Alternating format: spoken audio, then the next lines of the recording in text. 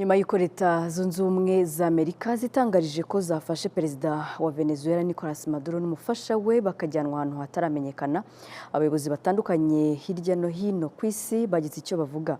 Hari ibihugu bimwe byashimye iki gikorwa, ibindi byiganjemo ibyo mu majyepfo ya Amerika ndetse na Aziya bicyamaganira kure. Theogene Twibanire arakomeza. Igikuba cyacitse, inkuru yasakaye ku isi hose.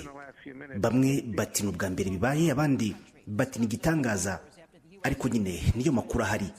Perezida Nicolas Maduro wa Venezuela n'umugore we bafashwe bavanwa mu gihugu mu bitero bikaze Amerika yagabye kuri Venezuela mu murwa mukuru wayo Caracas no ku bigo bya gisirikare, ahagaragaye umwotsi mwinshi uzamuka mu bice bitandukanye by'umurwa mukuru. Trump yahise yacakira telefoni ye ajya ku rubuga rwe rwa Truth Social, ati Amerika yagabye ibitero bikomeye kuri Venezuela kandi yafashe umutegetsi wayo Perezida Nicolas Maduro n'umugore we. Niko byagenze, Nicolas n'umugore we bajyanywe n'indege. Amakuru agaragaza ko byakozwe n'abakomando badasanzwe ba Leta Zunze Ubumwe za Amerika bitwa Delta Force. Bikimara kuba, Vice Perezida wa Venezuela Delcy Rodriguez yavuze ko guverinoma itazi aho Perezida Maduro cyangwa umugore we baherereye. Umugore we yitwa Celia Flores. Byabaye nk'inkuba ikubise, ariko abategetsi bakomeye mu isi wabaye umwanya wo gutangaza bishingiye ku ruhande buri wese abogamiyemo.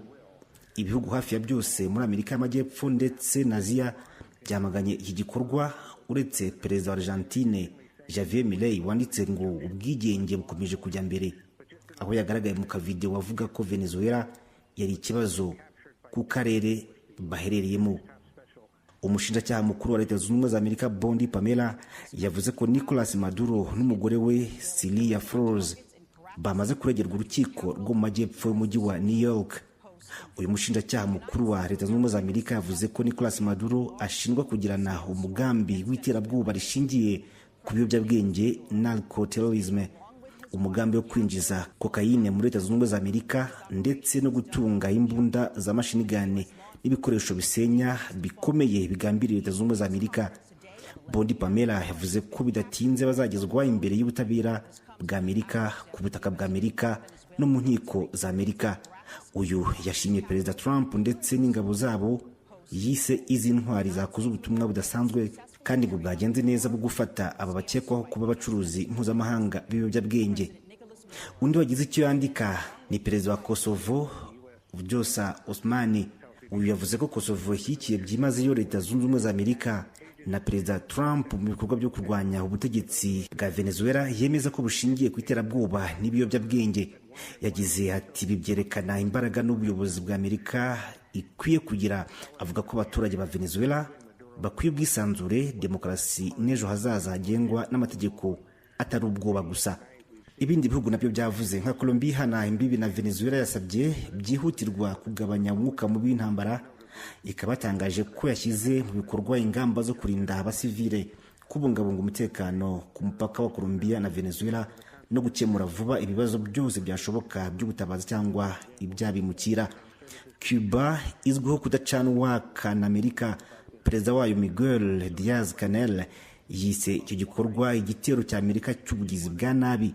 Yavuze ko igihugu cye cyamaganye icyo gitero kandi gisaba igisubizo cyihutirwa cy'umuryango mpuzamahanga. Atararangiza kuvuga, Minisitiri w'Ububanyi n'Amahanga wa Iran nawe yahise yamagana byimazeyo icyo gitero, avuga ko ari ukurenga ku bwigenge n'ubusugire bw'igihugu mu buryo bweruye kandi ko kigize ihonyorwa mu buryo bugaragara bw'amahame shingiro y'amasezerano y'umuryango w'abibumbye n'amategeko mpuzamahanga rusange, cyane cyane ingingo ibuza gutera ubwoba cyangwa gukoresha ingufu za gisirikari. Uburusiya nabwo, umukeba ukomeye wa Amerika binyuze muri Minisitiri w'Ububanyi n'Amahanga yabwo, bwanenze igikorwa cya Leta Zunze Ubumwe za Amerika cyo kugaba ibitero kuri Venezuela, buvuga ko ibyabaye biteye impungenge zikabije kandi ngo bikwiye kwamaganwa. Burenzaho no gushimangira ko impamvu zagendeweho hagabwa iki gitero ngo zidafite ishingiro, ndetse ko igikenewe kuri ubu kurusha ibindi ari gukumira ko ibintu birushaho gukara no gushyira imbaraga mu gushaka umuti binyuze mu biganiro. Naho Perezida wa Brazil Luiz Inácio Lula da Silva we yavuze ko ibisasu byatewe ku butaka bwa Venezuela no gufatwa kwa perezida wayo byarenze umurongo utakwihanganirwa. yagize ati ibikorwa bigaragaza igitero gikomeye cyane ku busugire bwa Venezuela kandi bikaba n'urugero rushya ruteye impungenge zikomeye ku muryango mpuzamahanga wose. Arongera ati ni intambwe ya mbere iganisha ku isi irimo urugomo, akajagari n'ibindi, aho amategeko y'ufite imbaraga arusha agaciro ubufatanye mpuzamahanga. Yavuze ko umuryango mpuzamahanga binyuze mu muryango w'abibumbye ugomba kugira uko witwara mu buryo bukomeye kuri iki gikorwa. Asoza avuga ko Brazil yamaganye ibyo bikorwa kandi ikomeza kwitegura guteza imbere inzira y'ibiganiro n'ubufatanye. Naho Kaja Kallas ukuriye diplomasi y'ubumwe bw'Uburayi yavuze ko yavuganye n'umunyamabanga wa Leta Zunze Ubumwe za Amerika Marco Rubio ndetse n'uhagarariye Uburayi muri Caracas aho muri Venezuela. Avuga ko bari gukurikirana uko ibintu bikomeza kugenda uko amasaha y'icuma. Minisitiri w'ububanyi n'amahanga w'Ubufaransa yavuze ko uku gufata Maduro bihabanye n'ihame ryo kudakoresha ingufu z'umurengera, bikaba bibangamiye amategeko mpuzamahanga. Yongeraho ko niba abaturage ba Venezuela bari babangamiwe bari kubyikorera bo ubwabo. Ukraine isanzwe ishinjwa kuba umwana wa Amerika yagaragaje ko ishyigikiye Amerika cyane. Minisitiri w'ububanyi n'amahanga wayo Andriy Sybiha ati Maduro yarenze ku mategeko n'amahame byose yabirenzeho. Naho umutwe wa Hezbollah ushamikiye kuri Libani wabyise igitero cy'iterabwoba cyakozwe na Amerika.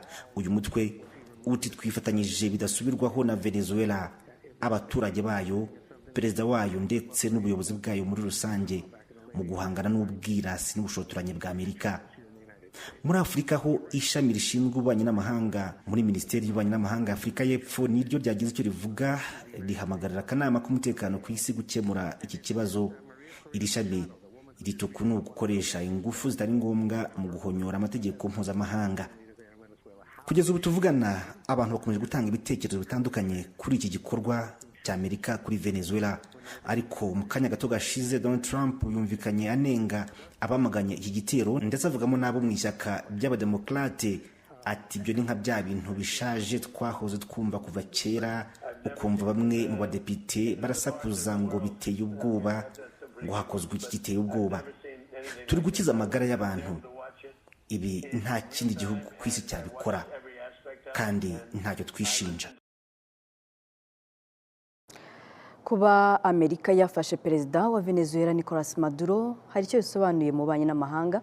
Mugenzi wacu Ferdinand Uwimana yagiranye ikiganiro n'umusesenguzi mu bya politiki Alex Nizeyimana asobanura icyo ibyakozwe na Amerika bigaragaza ku rwego mpuzamahanga.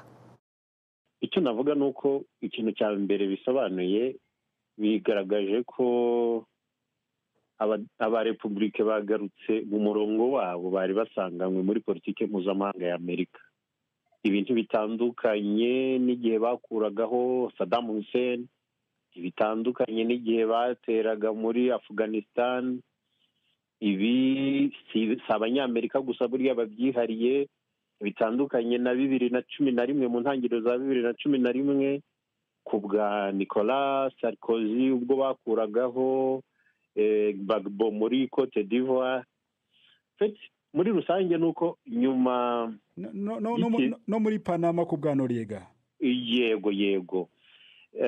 Muri rusange nyuma y'ikiswe intambara y'ubutita, nyuma y'uko Repubulika z'Abasoviyete zishwanyutse, Amerika yabonye ko isigaranye ijambo ryonyine ku isi.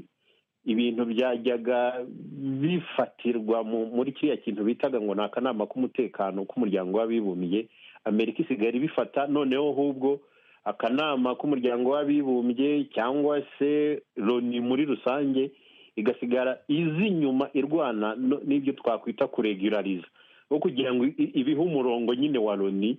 Ariko ubundi Amerika ariyo yagiye imbere. Ntibitandukanye n'ibyo Ubufaransa bushyigikiwe na OTAN bwakoze muri Libya. Ibi ni ibintu wenda ntibyaherukaga, hari hashize imyaka umuntu yavuga nk'icumi n'ingahe nyuma ya Libya bibaye.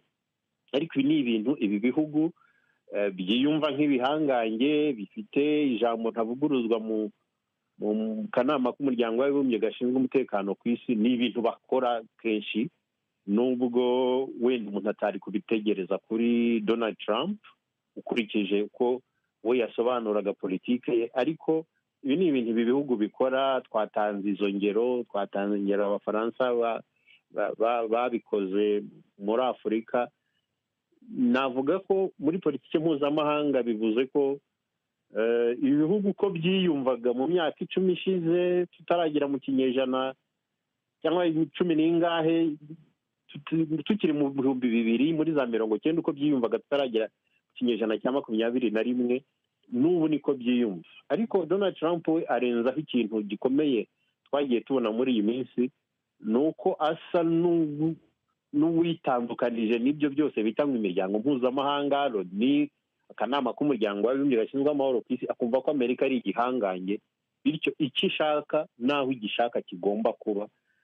Nibyo bintu rero twagiye tubona cyane cyane. Turabibona iyo abwira abantu bo muri NATO, turabibona iyo uko yitwara mu kibazo cya Ukraine, abanyaburayi bakanabimwangira. Ntibitandukanye rero n'uwo murongo n'aha muri Venezuela. Umwihariko wo muri Venezuela ni uko buriya yaraharwaye inzika we ku giti cye, navuga nka Donald Trump, kuko ubwo yari perezida wa Amerika muri manda yashize, n'ubundi yasaga n'uwahanganye na Maduro, ariko ahita ava ku butegetsi hakirimo iyo ngingimira. Ubwo rero Maduro yongeye gutorwa, Donald Trump ari uri ku butegetsi n'ubundi muri Amerika, yagombaga kumwereka ko byanze bikunze ari umuyobozi w'igihugu cy'igihangange, atitaye kuri ibyo byose bita amategeko mpuzamahanga, atitaye ku kintu cyose. Kandi niho wumva avuga ko bo bakoze ibyo bagombaga gukora kandi ntacyo bicuza. Naho babikoze hose muri ibyo bihugu twatanzemo ingero, niko bavugaga. None Amerika ifite ubuhe bubasha ku buryo igera ku rwego rwo gufata umukuru w'igihugu? Ubibaze mu mategeko mpuzamahanga wavuga ko nta bubasha ifite, ariko ugiye kureba uko amategeko mpuzamahanga ashyirwa mu bikorwa ugereranije ku bihugu by'abanyembaraga n'ibihugu by'abanyantege nke, biratandukanye. Amerika isa naho yo ivuga ko nk'uko bavuga ngo nta wundi muntu wabishobora biriya kubikora utari Amerika, yo yifata nk'aho ariyo mucamanza wa nyuma kuri amategeko mpuzamahanga tuvuga. Bakavuga ko aribo bazi kuyashyira mu gaciro, aribo babona igikwiye. Ibyo bintu bariho bashinja Maduro kuvuga ngo Venezuela ngo nivamo ibiyobyabwenge bijya muri Amerika, bakabaye barinda Amerika imbibi zabo nyine ku buryo zitinjiramo ibiyobyabwenge. Kujya kuvuga ko biva mu kindi gihugu kugera gukuraho perezida w'ikindi gihugu, ubwabyo binyuranije n'ibyo birirwa bamamaza nk'indangagaciro zitwa za demokarasi, kuko uriya ni perezida w'igihugu watowe muri icyo gihugu. Wenda iyo bashyiramo na kwita uburyarya burushijeho, bashoboraga gukoresha abaturage babo kuko aribo batoye perezida, bakaba ari nabo bamukuraho. Ariko bagaragaza ko nyine bo bafite byose n'ingufu ku buryo bashobora gukuraho umuperezida wanatowe n'abaturage mu kindi gihugu runaka. Ni ibintu ubundi bigaragara nabi. Ntekereza ko bizagenda bigira n'ingaruka ku isura yabo mu ruhando mpuzamahanga, kandi wenda ubu ngubu bumva ari abanyembaraga, nta wagira icyo abakoraho, ariko ukurikije uko isi iri kugenda ihinduka ubona ko bizabagiraho ingaruka byanze bikunze. Yego, none Alex, ibi ngibi Amerika yakoze bifite izihe ngaruka ku mutekano ituze bya Venezuela ndetse n'imibanire y'Amerika n'ibindi bihugu? Uhereye ku mutekano wa Venezuela ho baraza kugira ibibazo bikomeye, kuko niba koko bavuga ko ari ahantu hakorerwaga ubucuruzi bw'ibiyobyabwenge, kandi twabonye ahantu hose bagiye bakuraho ubutegetsi, aho babashije kubukura, ubwo turavuga muri za Afghanistan, turavuga muri za Iraq, hose byagiye bigera ubwo bataha umutekano warabananiye kuwugarura, kubera ko ni ikindi gihugu cyinjiye mu muco w'ikindi, ku buryo utavuga ngo ibyo abaturage ba Amerika batekereza n'ibyo abaturage ba Venezuela batekereza, ku buryo ubuyobozi bwa Amerika buzayobora Venezuela uko abanyavenezuela batekereza.